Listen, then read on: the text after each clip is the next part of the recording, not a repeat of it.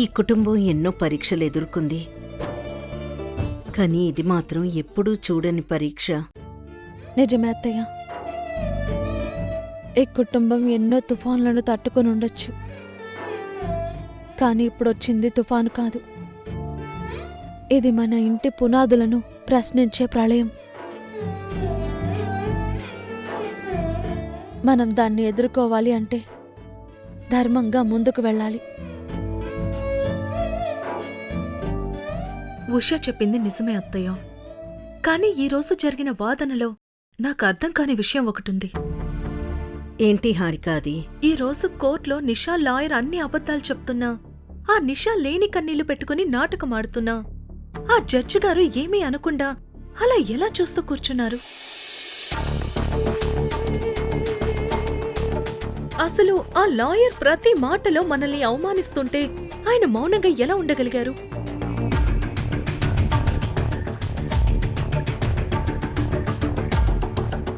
నువ్వు చెప్పింది కరెక్టే అయ్యుండొచ్చు హారిక.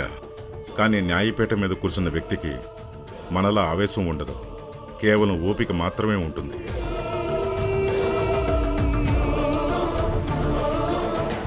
ఎందుకంటే ఆయన అక్కడ ఏమీ అనకుండా చూస్తూ ఊరుకున్నారంటే దానికి అర్థం నిషా మాటల్ని నమ్ముతున్నారని కాదు, ఒక బాధితురాలిగా తన వాదన చెప్పుకునే అవకాశం ఇస్తున్నట్టు.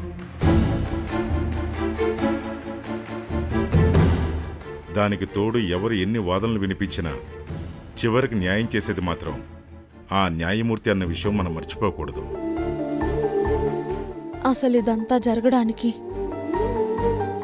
ఈ కుటుంబం వీధిలో పడడానికి ముఖ్య కారణం నేను.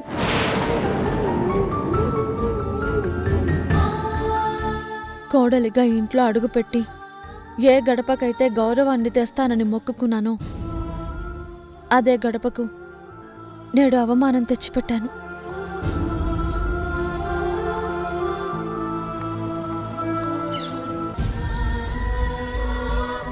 నా దురదృష్టమే మీ అందరికీ శాపమై చుట్టుకుంది మావయ్య.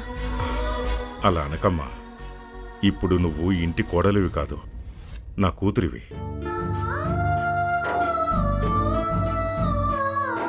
అంతేకాదమ్మా, కిరణ్ గురించి నువ్వు ఎక్కువగా ఆలోచించకు.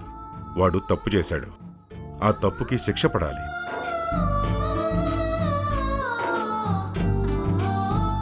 ఈసారి కోర్టులో అవసరమైతే వాడి వల్ల నీకు ఎదురైన సమస్యల గురించి, వాడు నిన్ను పెట్టిన మానసిక బాధల గురించి ఏమాత్రం ఆలోచించకుండా చెప్పేశాయి.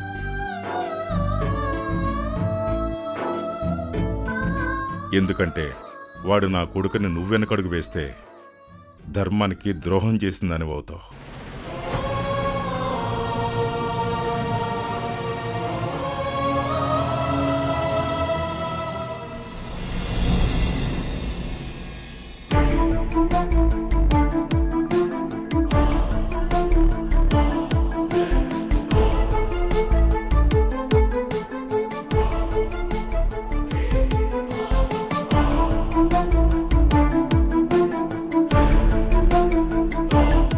స్నేహం అనేది ఇద్దరి మధ్య ఉండే ఒక మంచి రిలేషన్. కానీ ఆ రిలేషన్ ని అడ్డం పెట్టుకుని మీరు తనకి శారీరకంగా దగ్గరయ్యారు. అసలు పెళ్ళైన మీరు ఇంకో అమ్మాయితో ఏకాంతంగా గడపాల్సిన అవసరం ఏమొచ్చింది? అయినా తాగిన మైకంలో పొరపాటు జరిగిందంటారు. మరి ఆ మైకంలో ఉన్నప్పుడు మీకు మీ భార్య ఉష గుర్తుకు రాలేదా?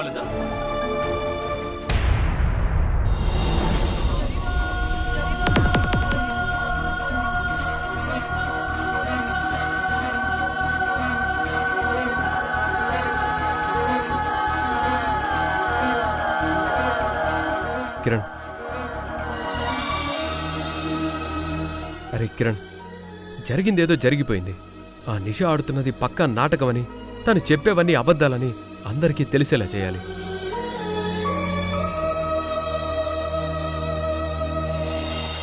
అంతేకాకుండా తన కడుపులో పెరుగుతున్న బిడ్డకు తండ్రివి నువ్వేనా అన్నది నిజమో అబద్ధమో కూడా నిరూపించాలి.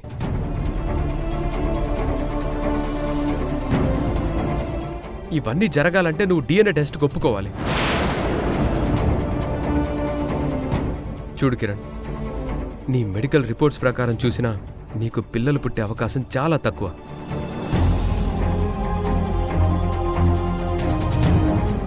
అందుకే ఆ నిష నిన్ను బిడ్డ విషయంలో మోసం చేస్తుందేమోనని అనుమానంగా ఉంది. DNA టెస్ట్కు ఒప్పుకోరా?